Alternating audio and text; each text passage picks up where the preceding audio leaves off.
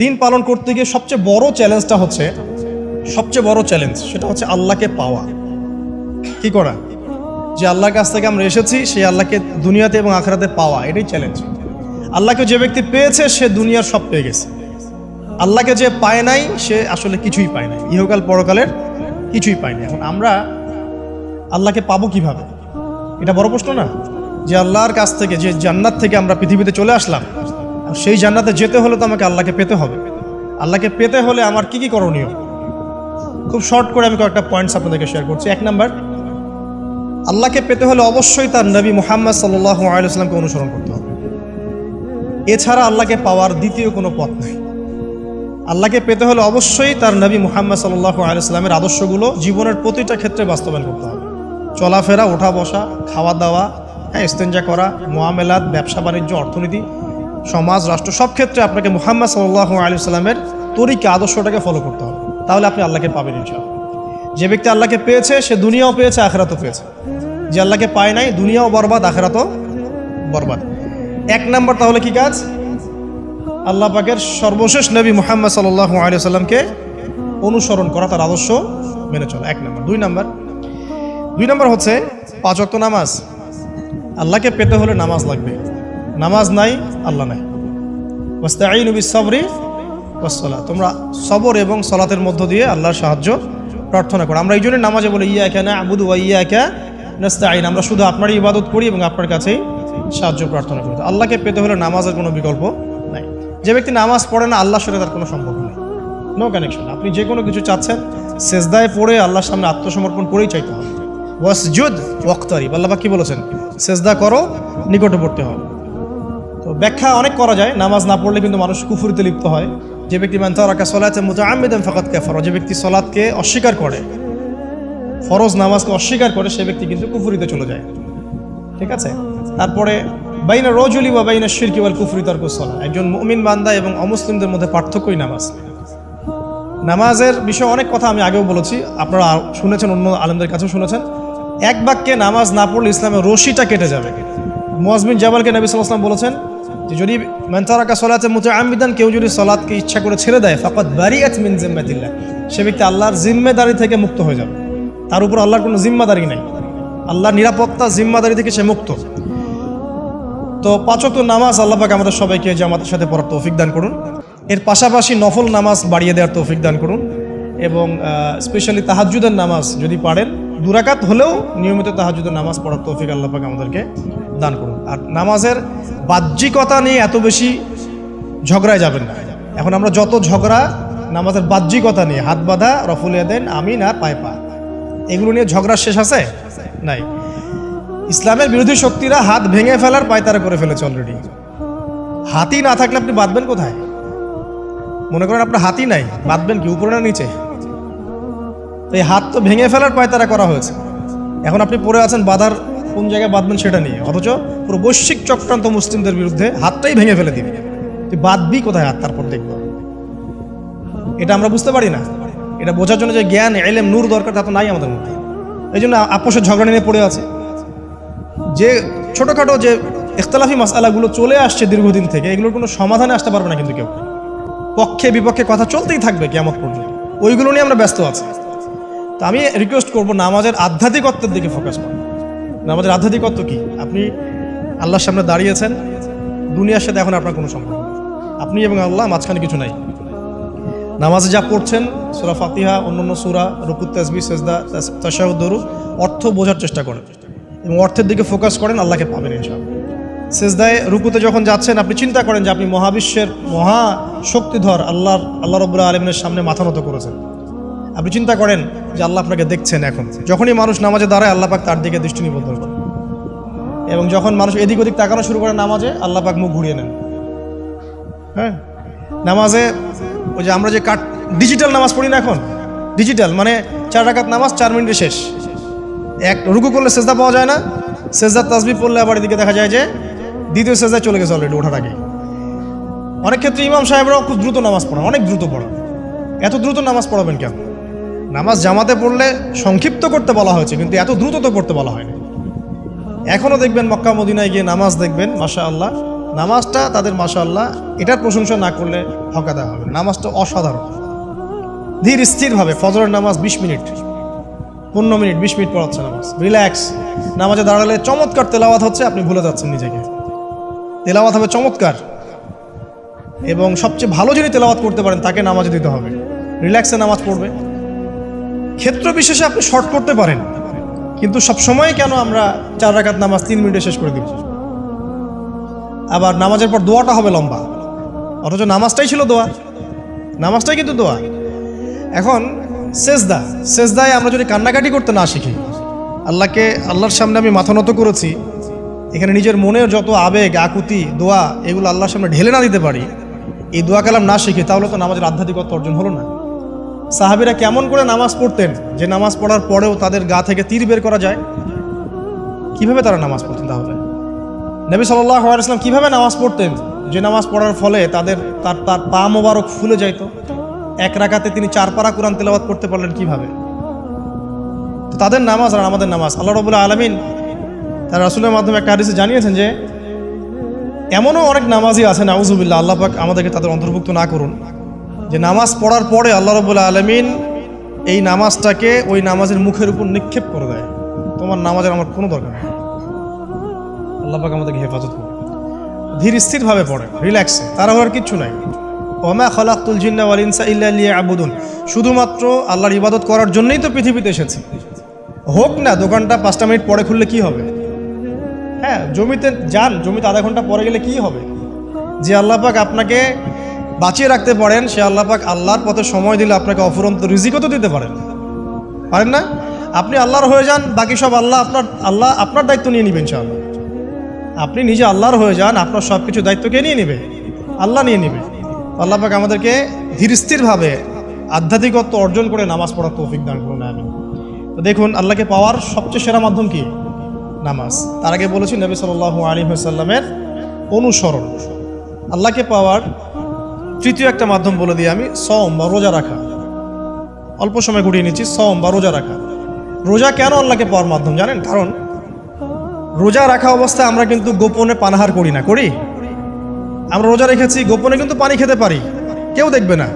গোসল করছেন, আপনি পানি খেতে পারেন, কেউ দেখবে না। লুকিয়ে লুকিয়ে আপনি কিন্তু খাবার খেতে পারেন, কেউ দেখবে না, বাসায় কেউ নাই দেখার, কিন্তু আপনি খান না।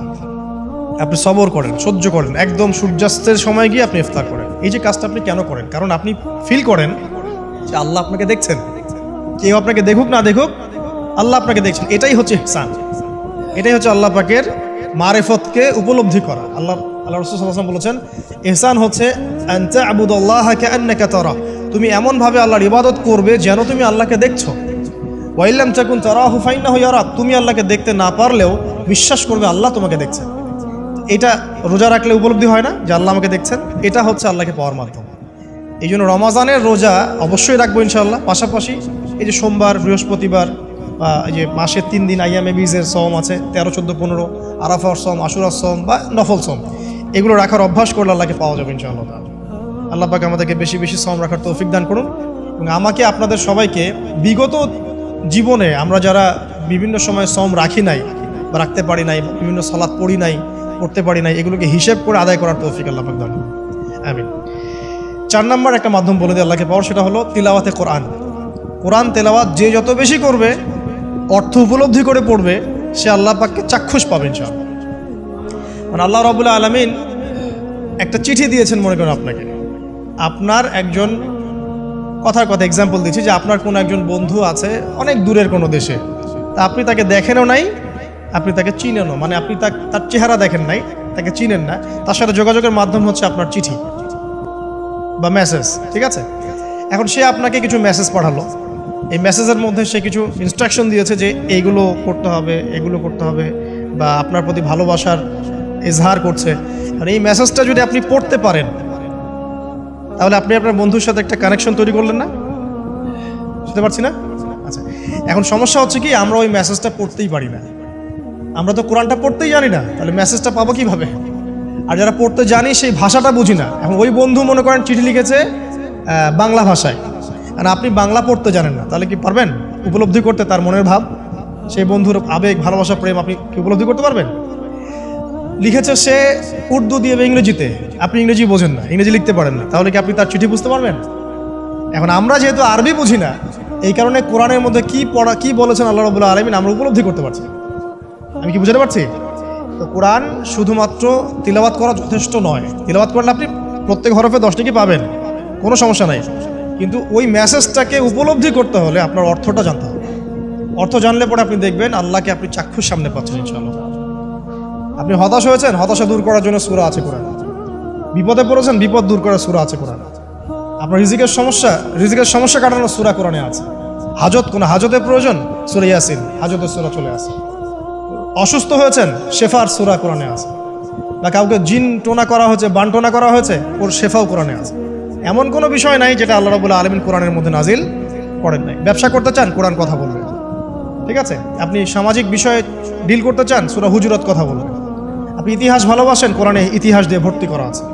আপনি কাব্য ভালোবাসেন, কবিতা পড়তে ভালোবাসেন, কোরআনের মধ্যে কবিতা দিয়েও ভর্তি আছে। আর রহমান আল্লামাল কোরআন খালাকাল ইনসান, এখানে ছন্দ আছে না? প্রত্যেকটা ছন্দ, ওয়ান নাজমি ইযা হাওয়া মা দাল্লা সাহিবুকুম ওয়া মা গাওয়া ওয়া মা ইয়ানতিকু আনিল হাওয়া, ছন্দ আছে না? আপনি উপন্যাস ভালোবাসেন, কোরআনে অনেক উপন্যাস আছে। যা চান তাই পাবেন। এক কথায় আপনি আল্লাহকে পাবেন কোরআনের মধ্য দিয়ে। তো কোরআনের সাথে যার সম্পর্ক যত বেশি, আল্লাহর মারেফত সে তত বেশি পাবে ইনশাআল্লাহু আজ্জা ওয়া জাল। 4টা বলেছি না? 5 নাম্বার হচ্ছে হজ ওমরা করা। হজ ওমরা আল্লাহ পাক আমাদের সবাইকে বেশি বেশি করার তৌফিক দেখ। হজ এবং ওমরা এমন কিছু কাজ আছে যে কাজগুলো সরাসরি আপনার সাথে আল্লাহ পাকে কানেকশন করা। আরাফার মাঠে যাবেন, ওই মাঠে কি কিয়ামত হবে না? আল্লাহকে চিনতে পারবেন এখানেই।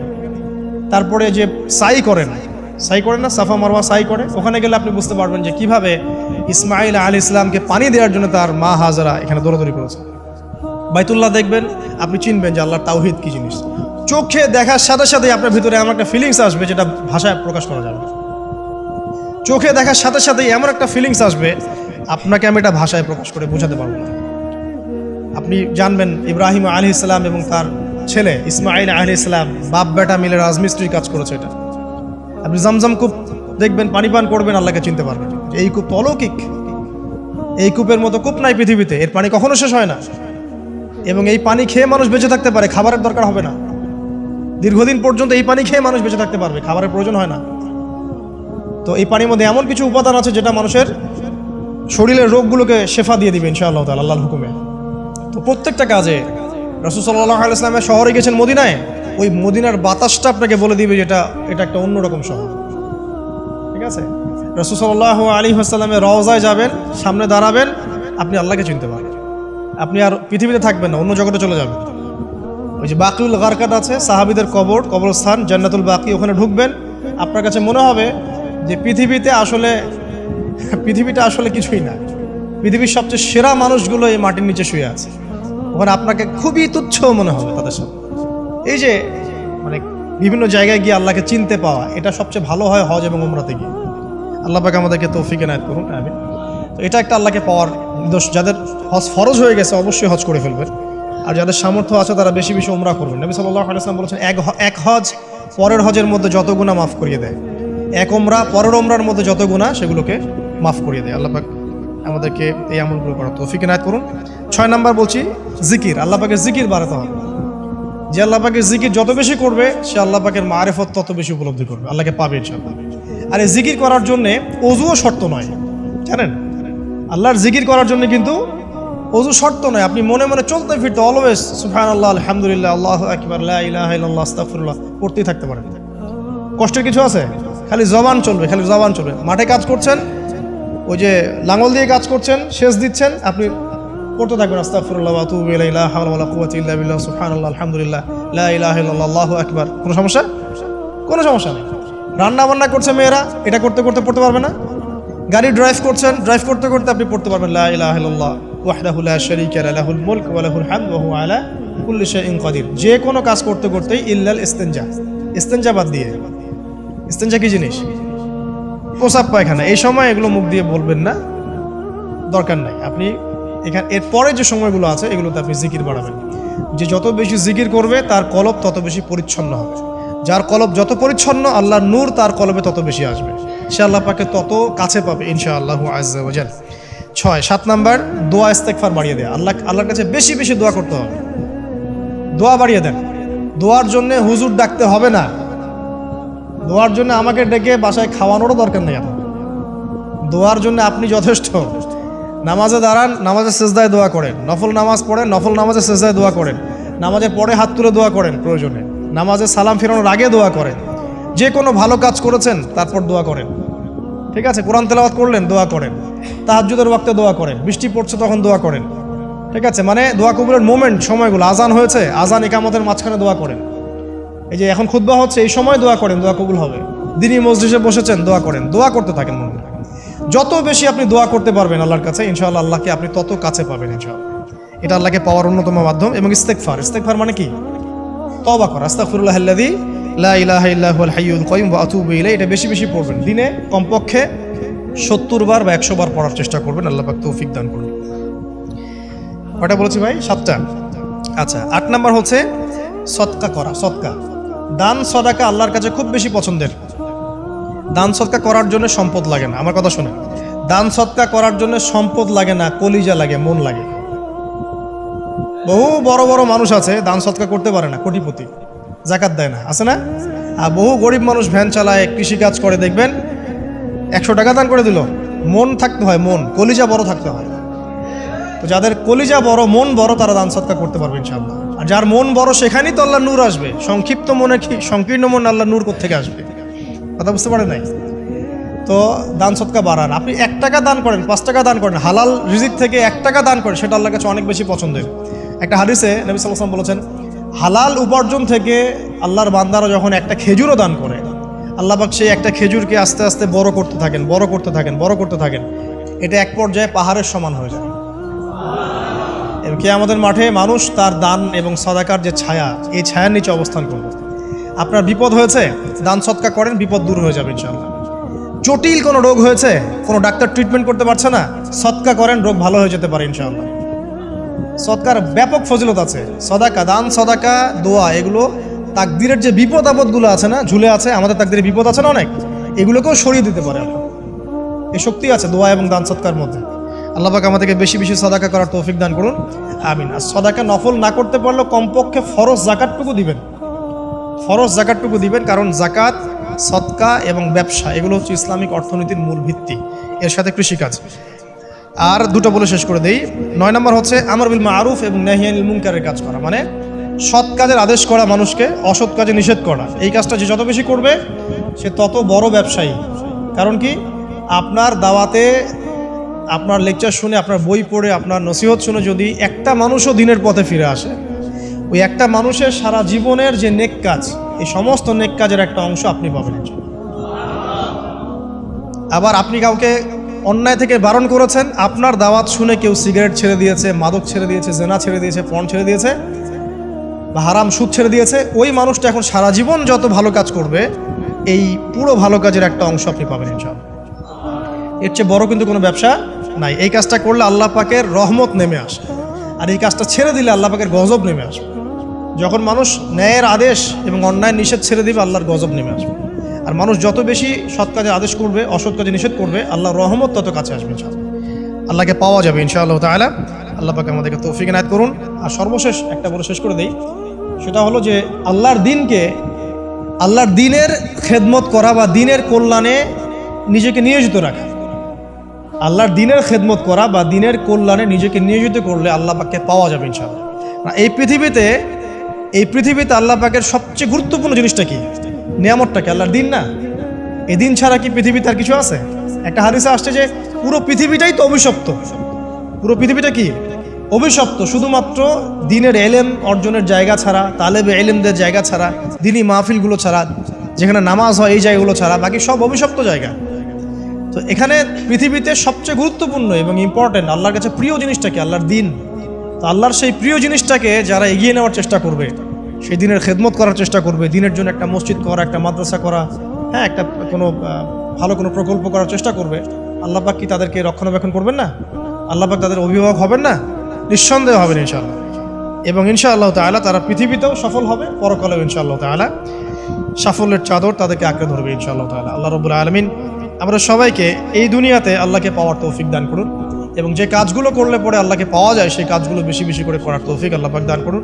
এবং পরকাল আল্লাহ রাব্বুল আলামিন আমাদের গুনাহগুলোকে মাফ করে আল্লাহর রহমতের চাদরে আমাদেরকে আবৃত করে নিন। আল্লাহুম্মা আমিন। আকুলু কওলি হাযা আস্তাগফিরুল্লাহ লি ওয়া লাকুম ওয়া লিসাইরিল মুসলিমিন।